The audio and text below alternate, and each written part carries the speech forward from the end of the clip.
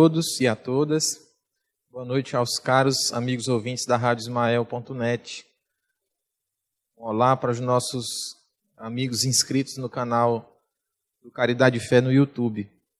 Hoje nós temos como incumbência falar sobre a indulgência. Essa palavrinha pouco conhecida de muitos nós.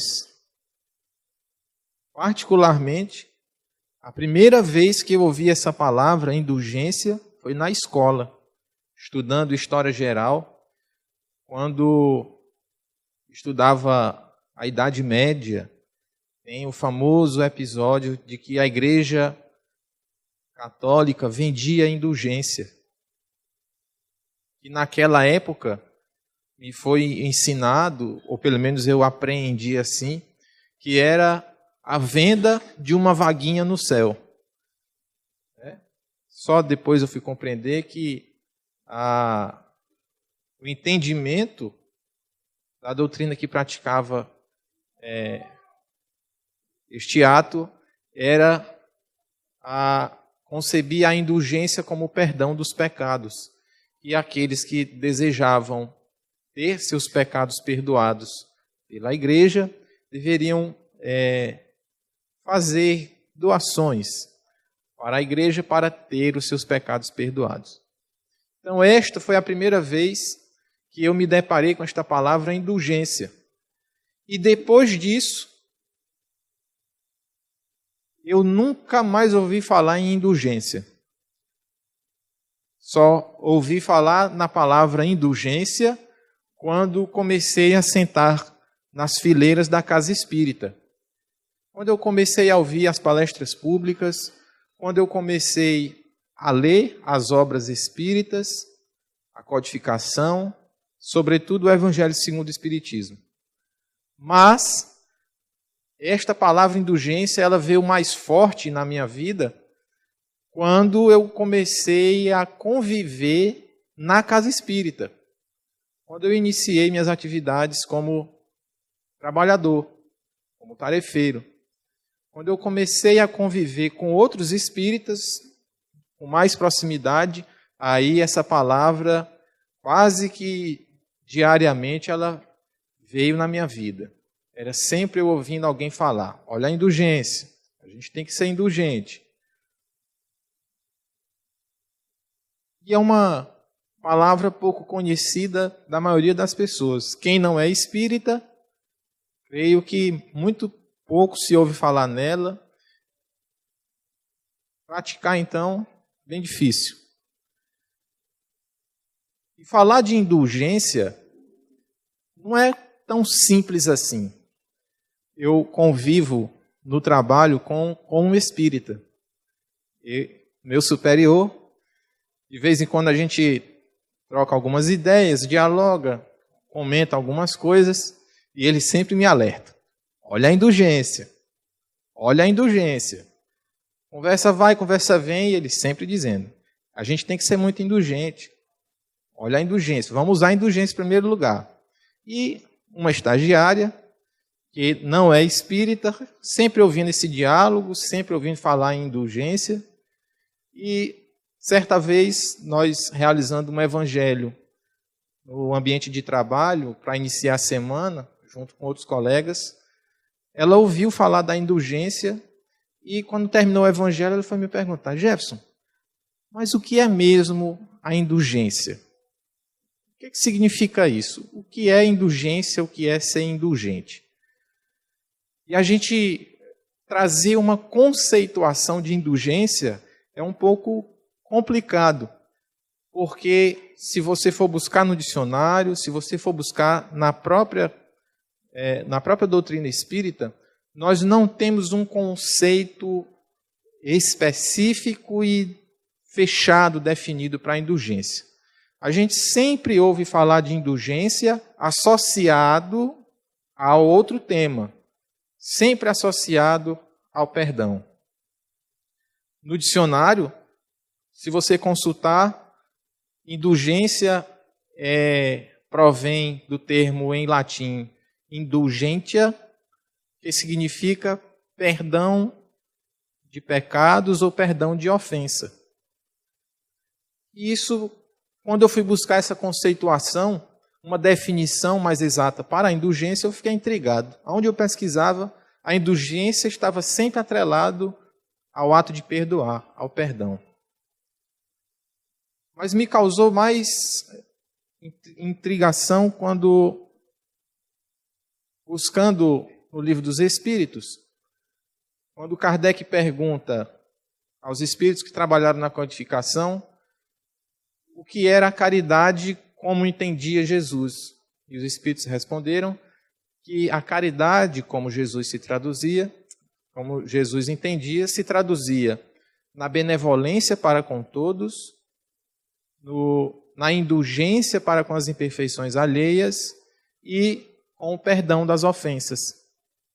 E aí eu fiquei olhando, bom, todo mundo que tenta conceituar indulgência relaciona a perdão, mas os espíritos tratam indulgência como uma coisa diferenciada do perdão. Se assim não fosse, não teria diferenciado benevolência, indulgência e perdão. Para os espíritos superiores, indulgência é diferente de perdão. E isso me causou um pouco de inquietação, porque eu sempre busquei e não achava definição. A gente sempre encontra padrões de comportamento que nos levam a entender o que é indulgência, mas não para conceituá-la. A própria resposta dos espíritos nos fala dessa forma. Indulgência para com as imperfeições alheias. Ela nos dá uma ideia de como nós devemos agir ante uma dificuldade de outra pessoa, ante uma imperfeição.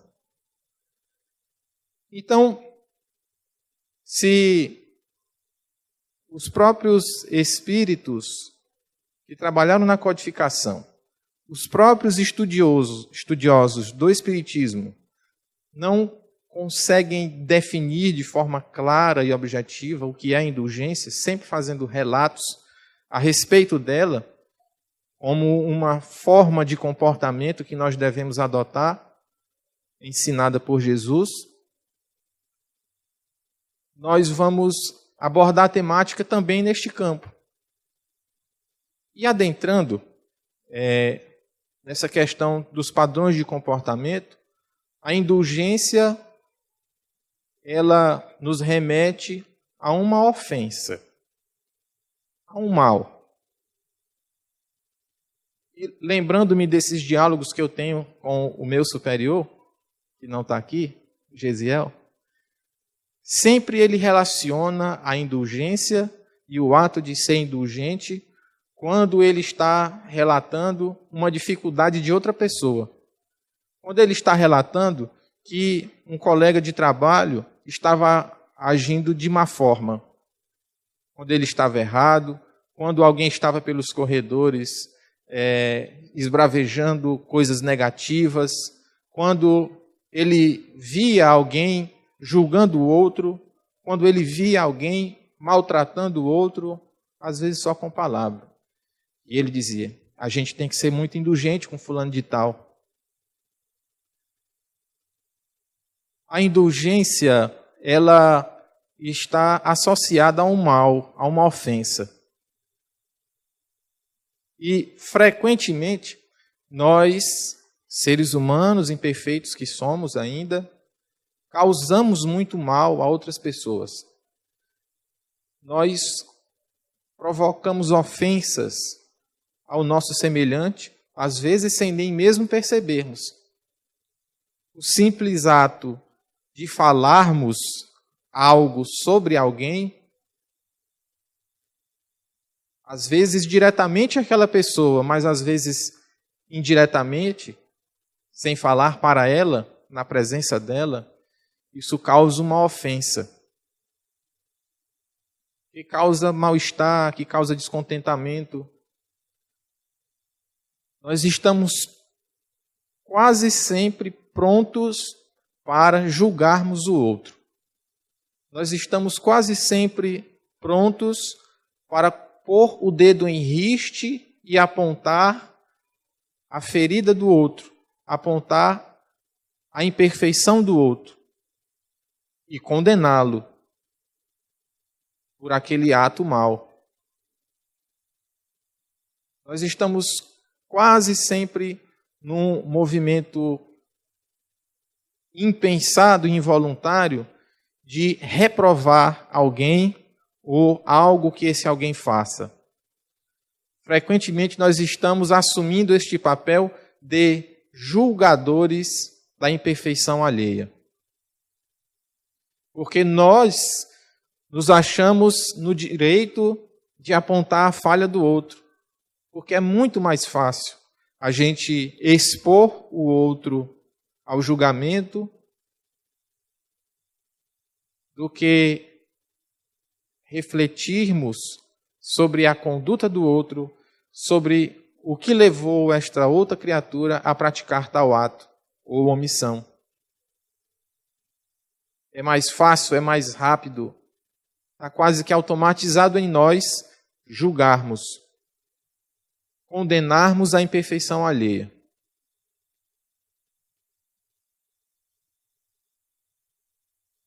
E todo julgamento deve preceder de uma reflexão.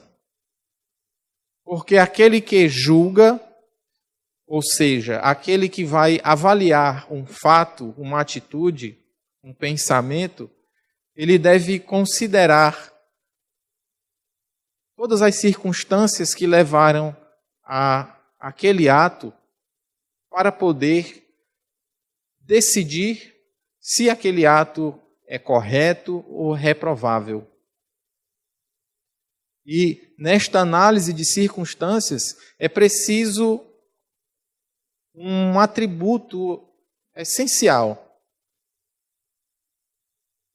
O primeiro deles, a imparcialidade. Poder analisar o fato sem tomar partido. E o segundo atributo que a pessoa que julga deve possuir, baseado na codificação espírita, no ensino espírita, é a ascendência moral. É ter a condição moral de avaliar aquela imperfeição, aquele erro do outro, com propriedade para poder apontar e dizer se é certo ou se é errado. E isso requer uma vivência prévia diante daquele problema e o domínio sobre o assunto. E, principalmente, não ter errado para poder dizer o que é certo, o que é errado. Porque não pode o julgador condenar alguém por um ato estando contaminado pela prática do mesmo ato. O ato semelhante. Que o coloque na condição de paridade com aquele que está sendo julgado. É o que Jesus nos diz na passagem da mulher adúltera. Atire a primeira pedra aquele que estiver sem pecados. Inicie a condenação aquele que tenha condições morais de julgar e condenar. Aquele que estiver sem máculas na sua vida para poder ter o direito de apontar a falha do outro e condená-lo. Essa ascendência moral é que nos remete à indulgência. Porque nós mal nos conhecemos. E como podemos querer julgar o ato do outro errado se nós não conhecemos aquela pessoa? Se nós não conhecemos as suas circunstâncias de vida? Se nós não conhecemos que motivos o levaram a praticar tal ato? Como podemos ter certeza de que somos moralmente superiores para julgar esta ou aquela criatura? Se avaliarmos antes a nossa vida, se examinarmos a nossa consciência, certamente nós encontraremos algumas nódoas na nossa existência presente que nos impedirão de proferir algum julgamento contra o nosso semelhante. E olhe que na nossa sociedade atual, os nossos dedos estão com uma velocidade inimaginável para o julgamento. Em tempos de WhatsApp, Facebook, onde cada um expõe seu pensamento de forma livre, desordenada, desorientada, sem censuras prévias, na maioria dos casos, quando nós achamos que o outro está errado, vem numa velocidade enorme a resposta, e a gente já está postando um revide, um julgamento, dizendo que fulano está errado. E de repente uma postagem, quando alguém expressa o seu pensamento, logo depois de alguns minutos ou horas, tem lá mais de 10 mil visualizações, 5 mil comentários. A nossa rapidez para apontar a falha do outro, para julgar o outro, é algo inimaginável. Nos grupos de WhatsApp, principalmente os de família, qualquer assunto delicado é motivo para milhares de mensagens. Você chega em casa, quando abre o WhatsApp, 500 e tantas mensagens. Quase que instantâneas, umas atrás das outras. Cada um tendo mais moral para falar sobre o assunto, para dar seu pitaco, seu palpite, sua opinião. Cada um querendo ser mais do que o outro. Cada um querendo dominar o assunto e fazer prevalecer a sua opinião, o seu ponto de vista. Mas será que fizeram reflexões prévias do que estavam julgando, como estavam julgando e que encaminhamento iriam dar para o caso? Desde sempre nós temos essa conduta de atirar pedras no telhado alheio. Assim fizemos com o Cristo. Os mesmos que acompanhavam Jesus durante as pregações, quando ele carregava o madeiro, foi xingado, foi cuspido, foi destratado por nós. Nós julgamos Cristo sem conhecimento de causa. E se o Cristo foi içado no madeiro com uma coroa de espinhos, quem o condenou foi o povo, fomos nós. E nós tínhamos ascendência moral para dizer alguma coisa do Cristo? Se hoje não temos, imagine há mais de 2000 anos atrás, quando a humanidade ainda se encontrava em sua fase de infância, chegando na maioridade, segundo o conhecimento espírita. A indulgência que nós precisamos exercer para praticar a caridade, assim como entendia Jesus, ela é, por mais que necessária em nossas vidas. Porque eu não posso condenar o meu semelhante se eu ainda estou caminhando lado a lado com ele. Eu não posso imputar a culpa e a pena a alguém porque esta faculdade não cabe a nós, seres humanos. Somos companheiros de jornada. Estamos todos no mesmo barco. O direito de julgar alguém somente cabe a Deus, que sabe o que se passa no silêncio de cada coração. Sabe o que se passa na intimidade de cada um de nós. Sabe os motivos e as razões que levaram aquela pessoa a praticar tal ato. É muito fácil, quando vermos a notícia no blog, no jornal, fulano roubou. A gente quase que imediatamente diz, um miserável desse merece pena de morte, merece prisão perpétua.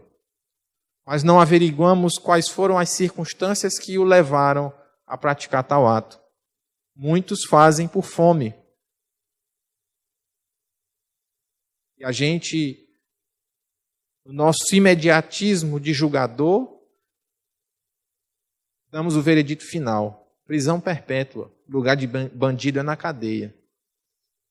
Bandido bom é bandido morto. Quando nós vislumbramos um companheiro de jornada nosso em atitude errônea, antes de julgar, temos que parar e nos colocar no lugar dele. Tentar entendê-lo. E se compreendermos, se acharmos que ele está agindo de forma equivocada, não cabe a nós o direito de julgar.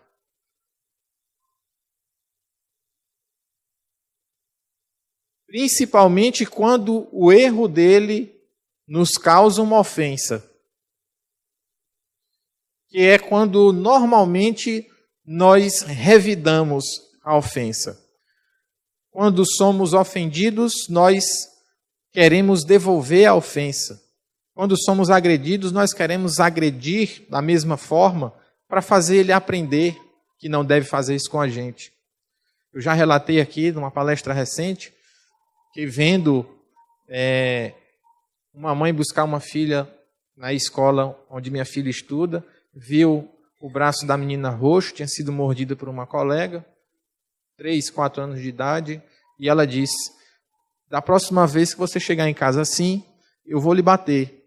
Quando ela lhe morder, você morda ela, que é para ela aprender a não lhe morder. Este é o conteúdo que é ensinado a algumas de nossas crianças. O revide.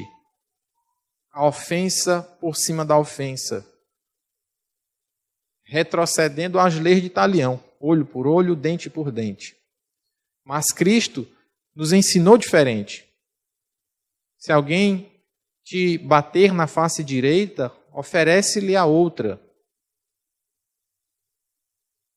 Não simplesmente oferecer a outra face do rosto para ser também bofeteada, mas oferecer a outra face de um comportamento. Se tem uma face de um comportamento agressivo, oferece a face do comportamento que não revida, que perdoa, que compreende que aquela criatura que nos causou uma ofensa, a bem da verdade, é alguém muito mais necessitado do que nós. É alguém que não recebeu os mesmos cuidados, carinhos que nós recebemos. É alguém que não foi educado, que não foi evangelizado como nós fomos, como nós estamos sendo. Nós devemos fazer diferente para mostrar através do exemplo, assim como Jesus fez, que há outra forma de se comportar, há outra forma de nós nos posicionarmos diante de uma demanda. Ao invés de devolvermos a ofensa, nós precisamos utilizar da indulgência. Relevar aquele mal que nos fora praticado.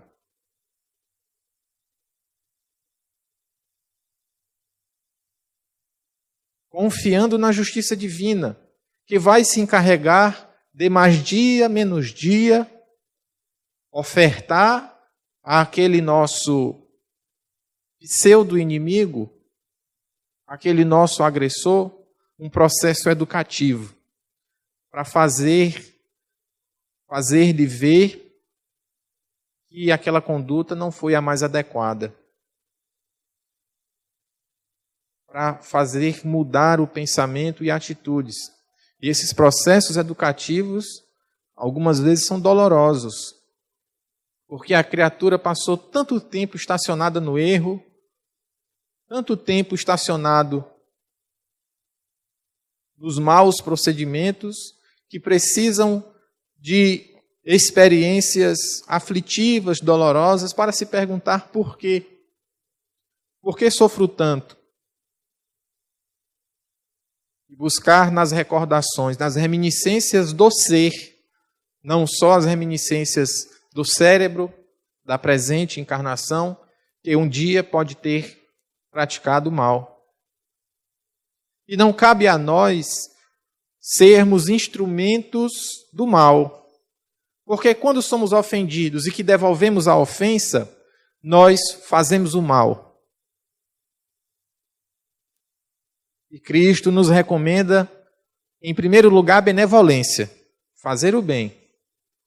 Quando nós devolvemos a agressão, nós estamos fazendo o mal, justamente o contrário do que Cristo nos ensinou. Quando nós fazemos o mal, nós nos igualamos ao nosso agressor. Ele nos fez um mal, ele praticou um ato mal. E quando eu faço um mal a ele, pensando fazer justiça, eu estou me tornando mal, igual ele. E o que eu entendo ter feito justiça, na verdade, causei prejuízo para ele e para mim, sobretudo. Porque tenho uma chance, a possibilidade de mostrar a outra face. A face do amor, a face da indulgência. Mostrar para ele que eu não preciso devolver uma agressão. Às vezes, o tapa que a gente recebe, que pode não ser só físico, mas também intelectivo, com frases que são direcionadas contra nós, dói, machuca, nos deixa de cama, muitas vezes isolado, porque aquela ofensa vai fundo no nosso ser. Mas se nós aprendermos a nos reconstruir e a lidar com a dor, conter o nosso impulso animalesco de revidar a agressão, nós vamos estar dando um passo extraordinário na nossa evolução. Conseguir se desvencilhar daquele desejo de vingança, de pagar o mal com o mal, se simplesmente conseguirmos romper com o ciclo vicioso da agressão, do mal, se nós cortarmos a cadeia do mal, já é um grande feito. Mas se nós conseguirmos ser indulgentes com as imperfeições alheias e já iniciarmos o processo de beneficiar aquele agressor, que na concepção espírita é alguém mais necessitado do que nós. Se nós já conseguirmos fazer uma prece por ele, pedindo aos céus que o oriente, que o esclareça, que o faça enxergar que aquele caminho que ele trilha, achando ser o certo, é tortuoso e pode levar a desfiladeiros, a abismos, já vai ser de grande valia para o nosso espírito imortal. Precisamos ser indulgentes com o nosso agressor, com a imperfeição alheia, por compreender que aquele que ainda erra é alguém que precisa crescer, como nós já crescemos pelo menos um pouquinho a mais do que ele. Pelo menos um degrau a mais nós estamos na escala evolutiva. Compreender que aquele ser que ainda precisa da agressão e da ofensa para satisfazer as suas necessidades mais íntimas, é alguém que ainda está atrasado na escola crística, que ainda engatinha no processo de evolução da humanidade, ainda está muito ligado às paixões da animalidade. E se nós conseguirmos enxergar aquele nosso semelhante que está numa condição diferenciada do que a nossa, nós precisamos usar da indulgência. É uma necessidade. Porque se não formos indulgentes, nós vamos estar falhando no exercício da caridade. A tão falada caridade no centro espírita.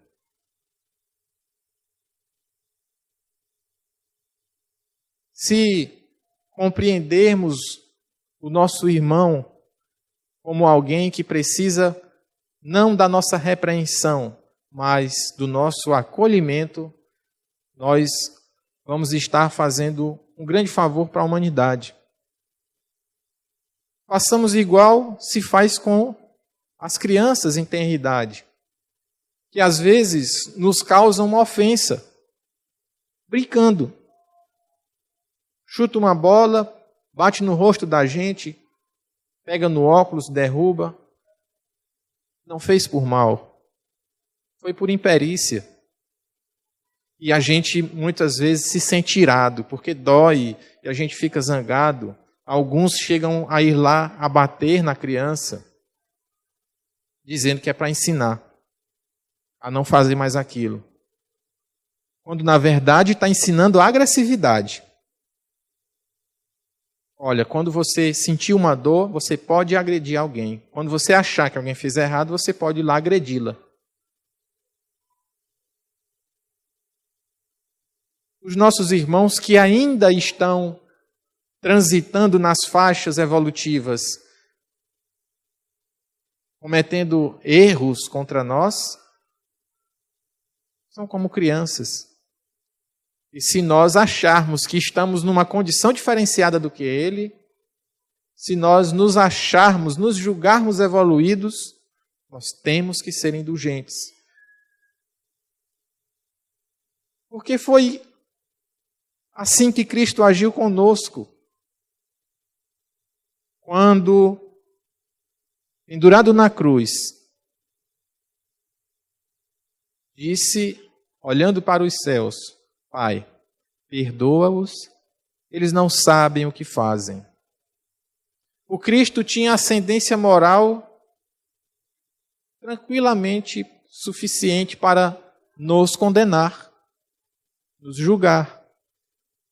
Mas como ele quis nos ensinar, ele pediu ao Pai o perdão a todos nós. E se nós nos achamos evoluídos mais do que aquele que nos ofende, precisamos usar da indulgência. Compreender que ele está ainda atrás na caminhada. E ao invés de o repreender, nós temos é que educá-lo, acolhê-lo, dar o amparo necessário e a educação que se faz através do exemplo. Essa é a indulgência que tanto nós precisamos exercitar no nosso cotidiano, no nosso dia a dia. Você vê um vizinho falando mal do outro. Até hoje a gente ia lá saber da fofoca, mas a partir de hoje a gente vai olhar aquele erro e dizer, ainda estão com necessidade de fazer fofoca. Eu já não preciso mais dela. Mas não condenar, como dizer, aquele bando de fofoqueiro está fazendo errado. Porque acontece muito. Quando a gente acha que deu um passinho à frente, a gente vai lá e fica condenando os outros. Ainda está fazendo errado. Ainda é muito atrasado. simplesmente silenciar. Deixar que Deus, através de seus trabalhadores, possam educar aquela criatura, aquele nosso semelhante, para que ele possa evoluir.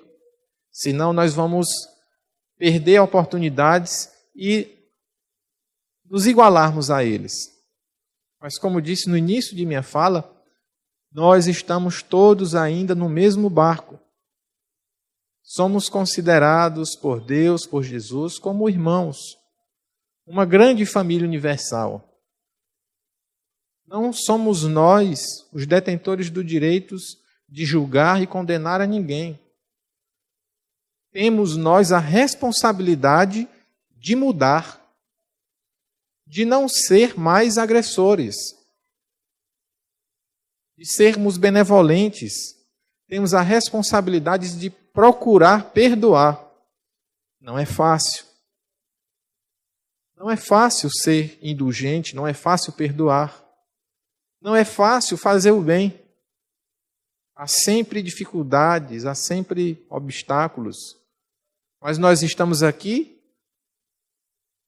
não a passeio para viver uma vida só de maravilhas. É através destas dificuldades é que nós vamos galgando um crescimento espiritual. Vamos nos modificando, vamos nos conhecendo. Olhando para a nossa intimidade, antes de julgar o outro e dizer, epa, peraí, mas eu já fiz isso também. Como posso condená-lo? Tenho que condenar primeiro a mim. E em O Evangelho segundo o Espiritismo, no capítulo 10, que trata dos bem-aventurados aqueles que são misericordiosos, o espírito do Fetre, bispo em Bordeaux, nos diz o seguinte: caros amigos, sede severos para convosco, indulgentes para com as fraquezas dos outros. É ainda uma prática da santa caridade que bem poucas pessoas observam. Todos tendes más tendências a vencer, defeitos a corrigir, hábitos a modificar. Todos tendes um fardo mais ou menos pesado a depor para escalar o cume da montanha do progresso. Por que, pois, serdes tão clarividentes para com o próximo e cegos em relação a vós mesmos? Daí a necessidade da recomendação, talvez uma das maiores que a doutrina espírita nos traz, da reforma íntima. De antes de olhar para o outro, para o lado, olhar para nós mesmos, para o que somos, identificarmos as imperfeições que ainda temos, as dificuldades que ainda carregamos, para trabalhar o que há de errado em nós. Se aquele outro tem suas dificuldades, deixe que ele se encarregue de descobrir. Vamos primeiro nos melhorar para termos condições de ajudar o outro. O processo da reforma íntima é necessário para que nós possamos evoluir. A gente só consegue ajudar o outro se a gente estiver bem. Se não estivermos bem, a gente começa a ajudar, mas logo as nossas fraquezas fulminarão as nossas boas vontades e provavelmente poderemos fracassar no trabalho do exercício da caridade. Precisamos fazer a reforma íntima, nos melhorar, modificar a nossa forma de ver o mundo, de compreender a si e ao outro, para que nós possamos progredir e ajudar no progresso da humanidade. Que assim seja. Graças a Deus.